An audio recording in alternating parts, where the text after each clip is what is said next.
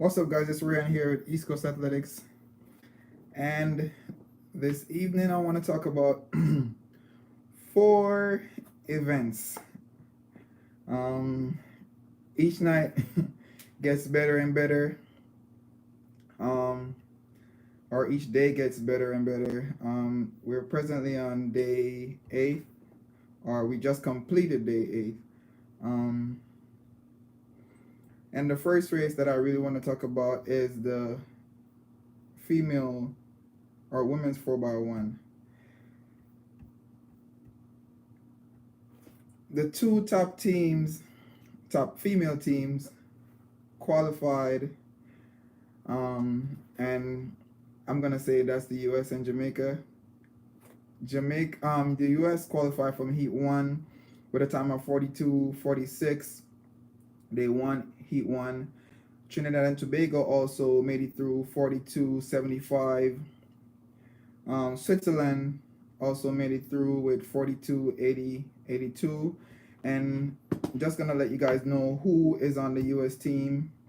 So we have Bryant, Daniel, Atkinson, and Parker. Those are the four athletes that ran for the U.S. on the 4x1 team. And those were the three countries that made it from Heat 1. So that's U.S., Trinidad, and Switzerland. From Heat 2, there was 4 qualifiers because, as we know, Jamaica ran a much faster time, so I guess they pulled a couple of the other teams with them. Uh,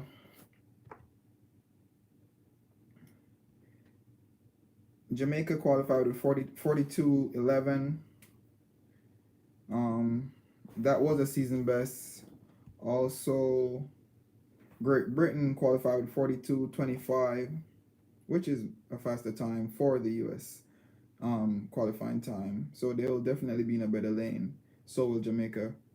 China also qualified with a faster time. That's 42:36, possibly be in a better lane, unless they do it based on winners. Um, Germany qualified 42:82.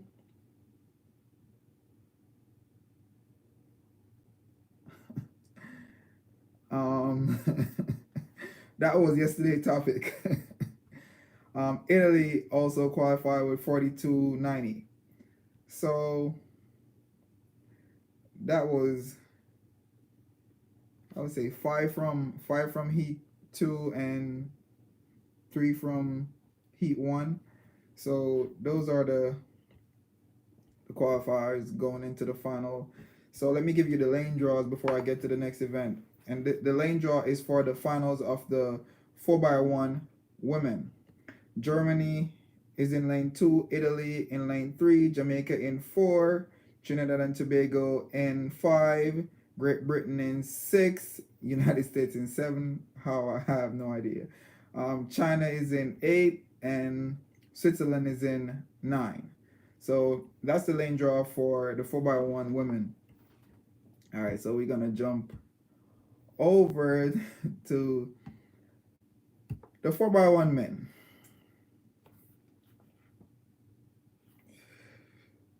Mm.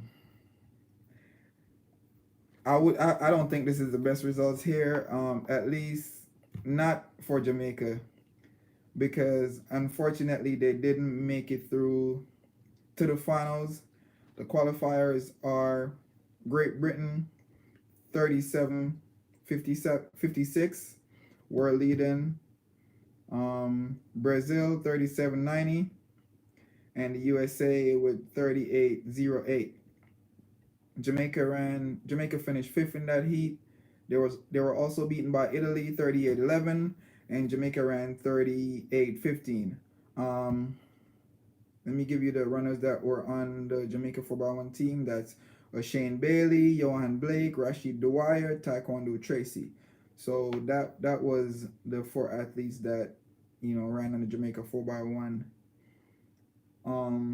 Also, I mean, no need to give you the list of like the U.S. athletes and Great Britain athletes at the present moment. But the other qualifying teams are South Africa, Japan, China, France, and Netherlands. So from Heat 2, 5 team qualified, and they all ran 37. 37.65 was the fastest in that heat, and 37.78, 37.79, 37.88, 37.91.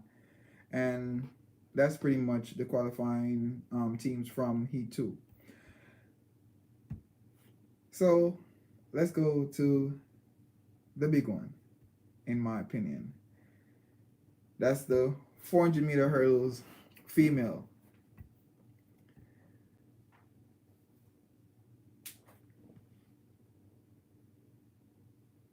Well, I let's hope. I mean, let's hope we do get gold there. You're saying that Muhammad is a legend? I mean, she have the name, so well, all right, we're gonna talk about the 400-meter hurdles. If you haven't seen the race, that was a stellar race. The U.S. won that one. Well, finished first and second, and it was a battle to the line between Muhammad and McLaughlin.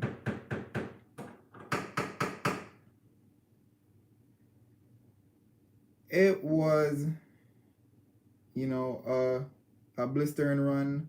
I really, really, really think that they ran a good race.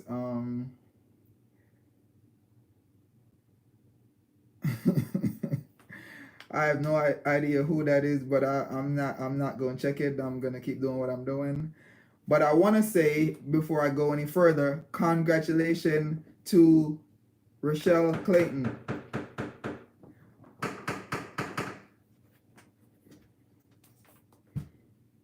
One second.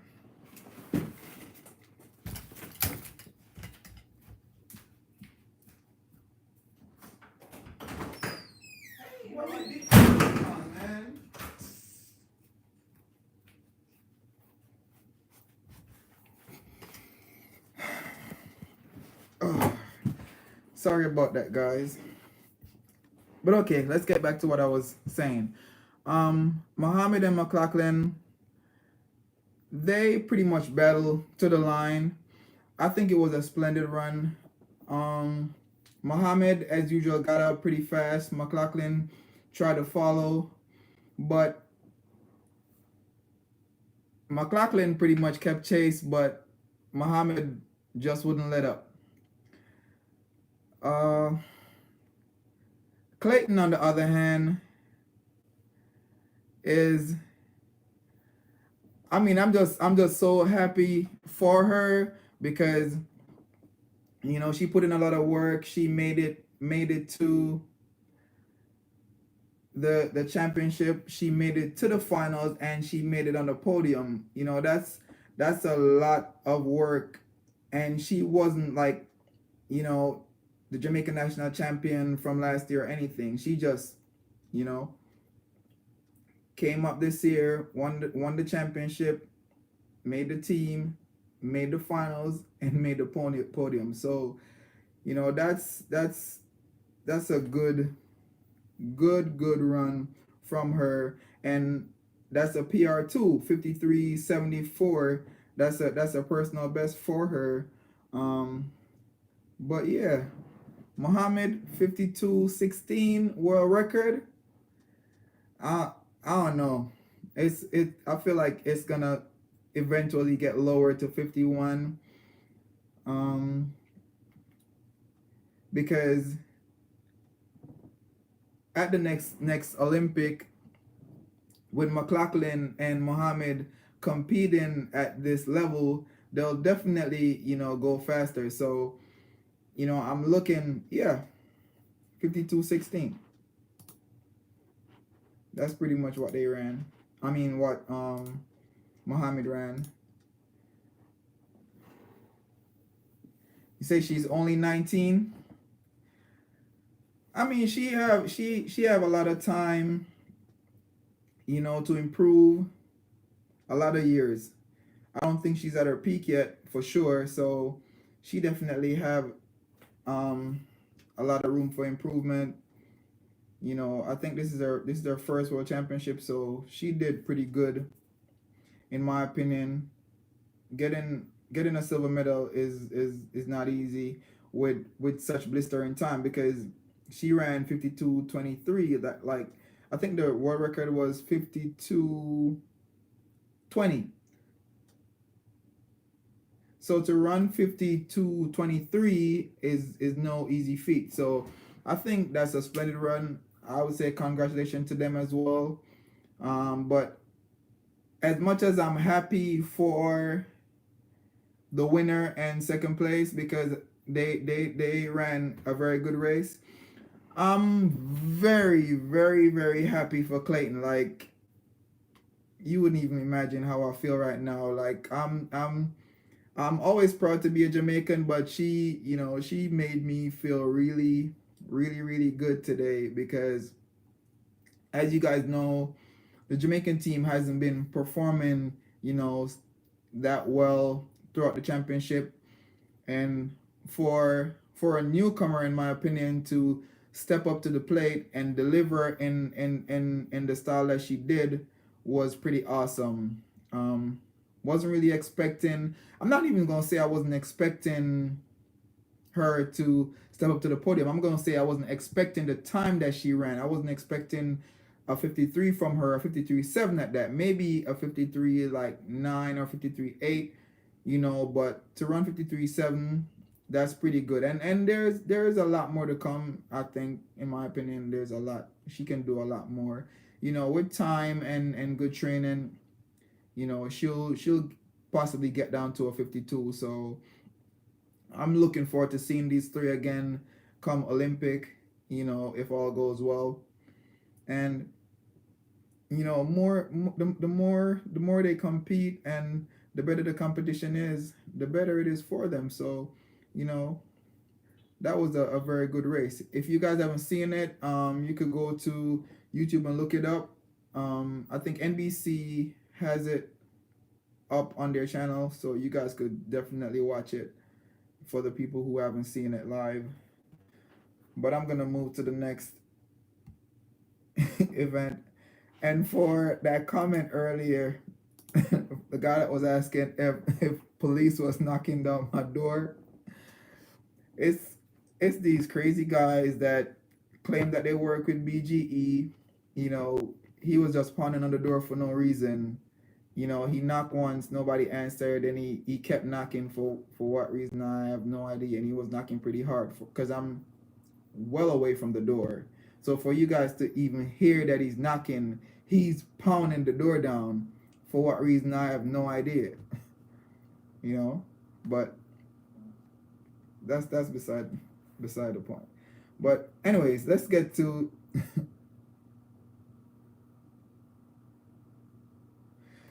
all right, let me answer your question before I get to the 400-meter finals. Yes, I think the collegiate season affect the performance in Doha.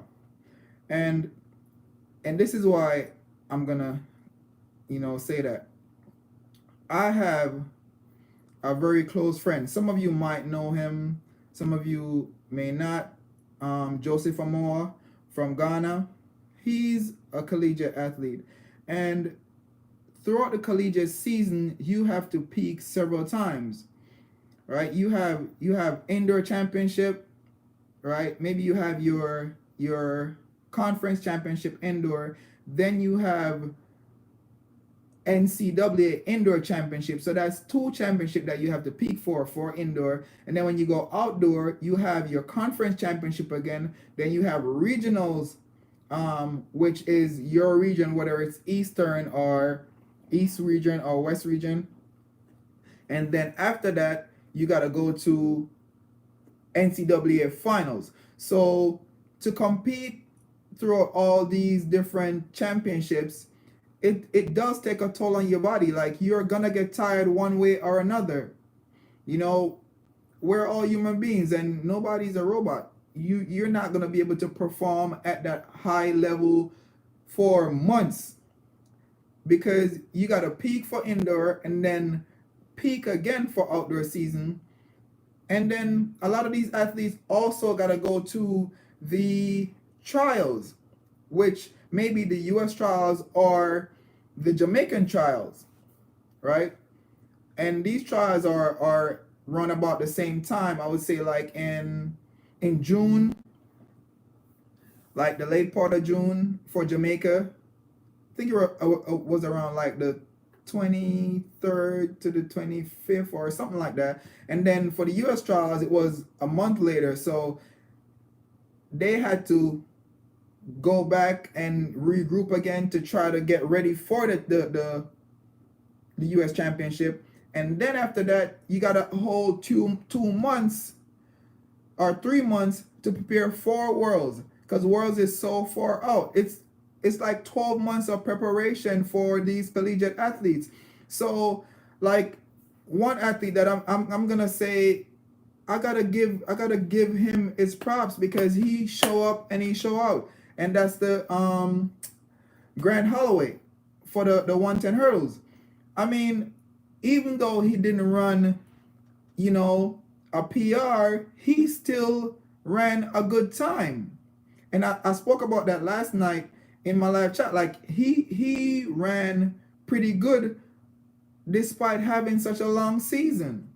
Because the season is long, and to be competing that much, there's a lot of wear and tear that happen to your body running that much and even training that much. You know what I'm saying? At some point, your body's gonna need rest. So yes, I do think the collegiate season affect a lot of the performances in Doha, because the fact that Doha was that far out, you know, after the collegiate season was finished, I think it really affected the performance there, because quite a few of the athletes that are there competed in the NCAA championship. You know, so yes, I do think it affected. All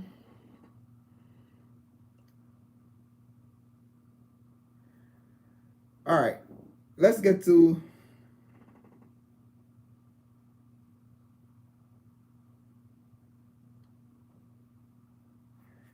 I can't really think about it right now, because I'm kind of more focused on the talking about the 400. But I mean, I'll try to, you know, look it up and I'll put it in the comment box below.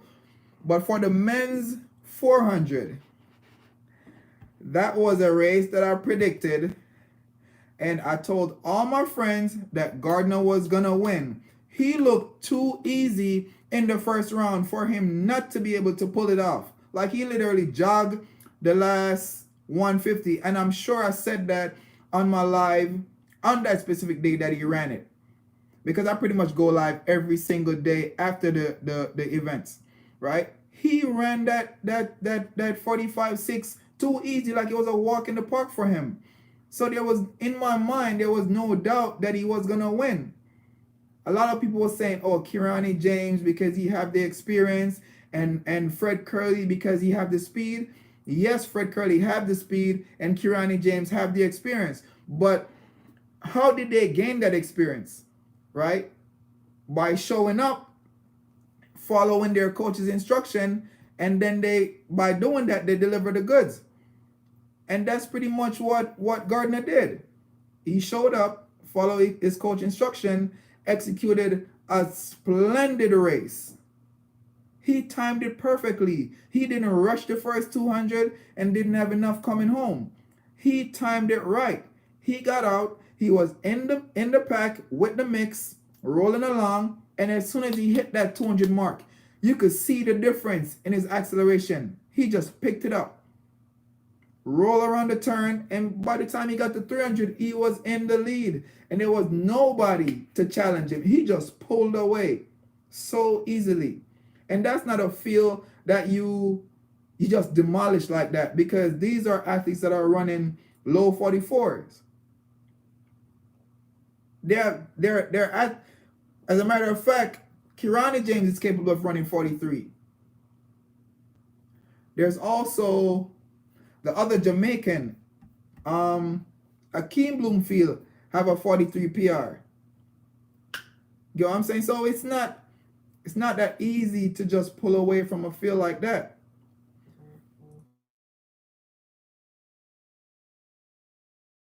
Say that I want to congratulate Demish Gay on his performance, because that's a very good performance from him. Um,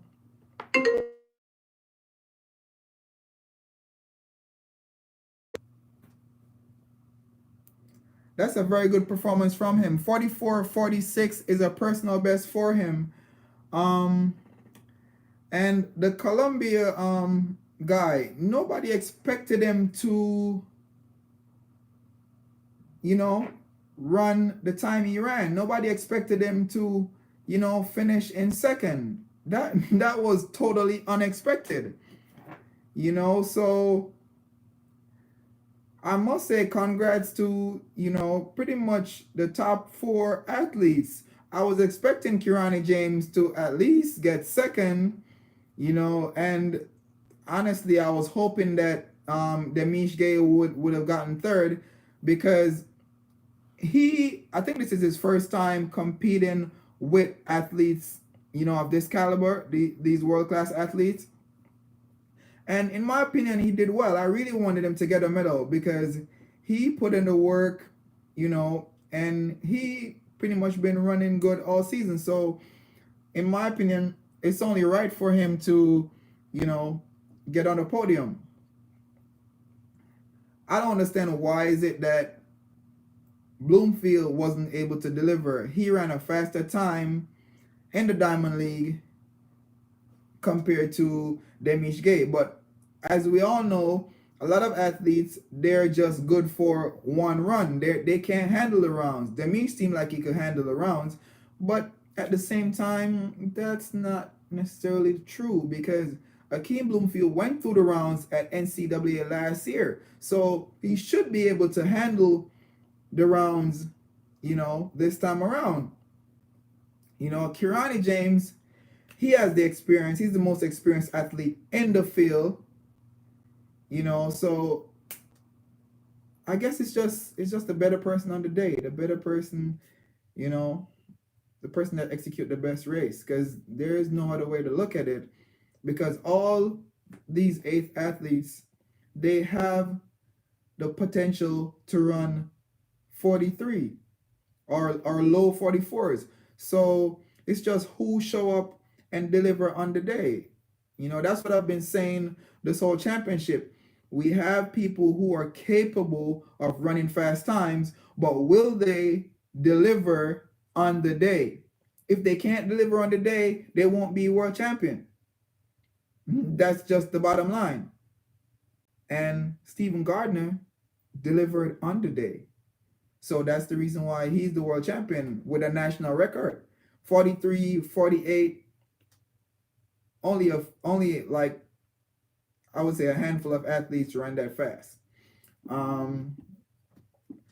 We have, I think, Michael Johnson, Jeremy Warner, Michael Norman, the world record holder, which is Van Niekerk, and I think Bush Rano.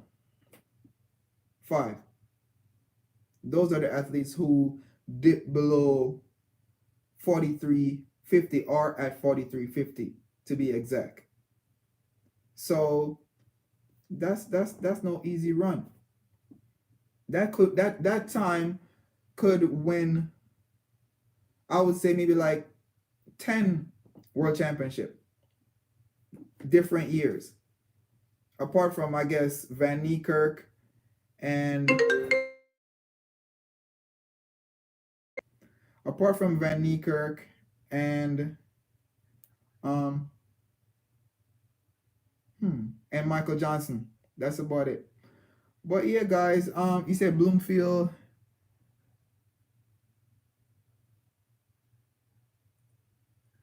I mean, it is what it is at this point. I don't really know what to say about Bloomfield because he's kind of up and down. Demish Gay is more consistent when it comes to, you know, executing a good race 95% of the time. So I'm gonna go with Demish over Bloomfield all day, every day.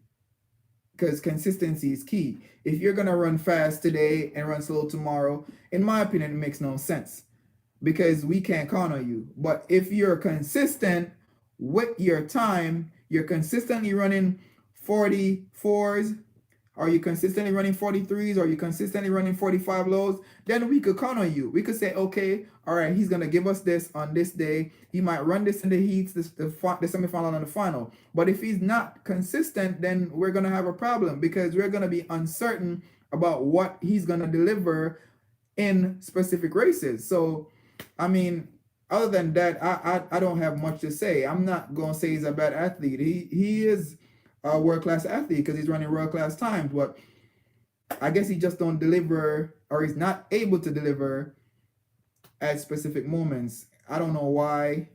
I'm not going to judge him on that. You know, maybe that's just something that he got to work on, but Demish Gay is the one that is showing up and showing out, and we just got to give him credit for that. In my opinion, he is the number one quarter miler right now in Jamaica, and that's just what it is. Um, before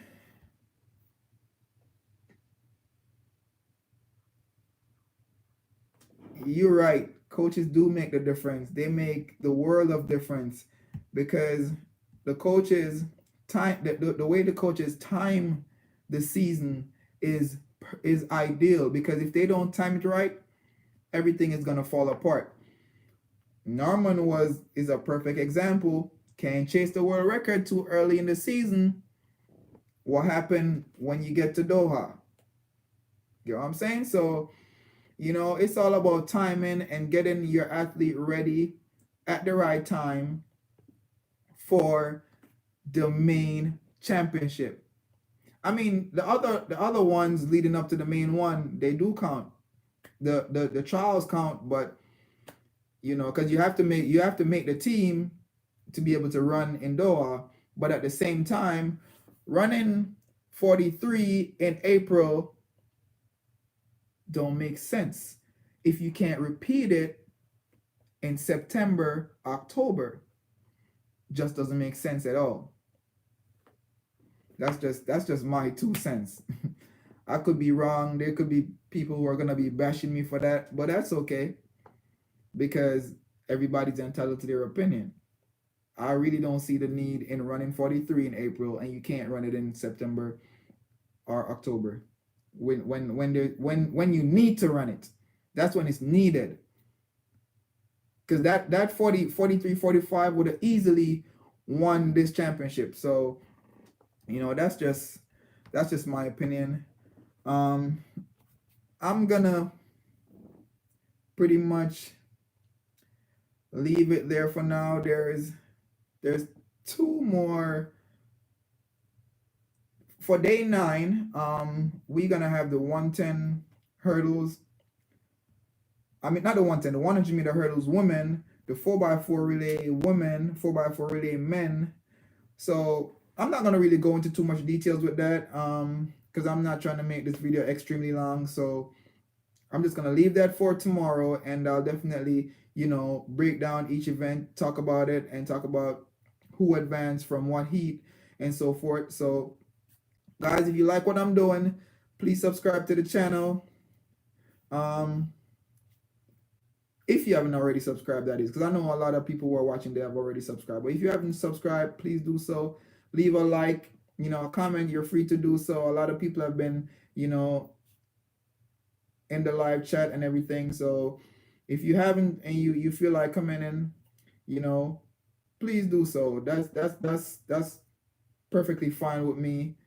Um, and also, I'm very sorry for all those interruptions that, occurred during the chat, because I don't know why I turned the data off and everything, so there shouldn't have been any form of interruptions, with anybody like trying to contact me or anything. I don't know why that happened, and this crazy guy knocking my door, you know, messing up my flow, but that's cool. I still, got my message across to you guys, letting you guys know, exactly where I stand as to, where the athletes, what the athletes are doing. So, just want you to know that none of that extra stuff was deliberate. You know what I mean? Just want to interact with my audience without any interruption. So I'll try to make sure, tomorrow all that shenanigans don't happen again. You know what I'm saying? But until tomorrow, guys, it's Ryan here with East Coast Athletics, and I'm out.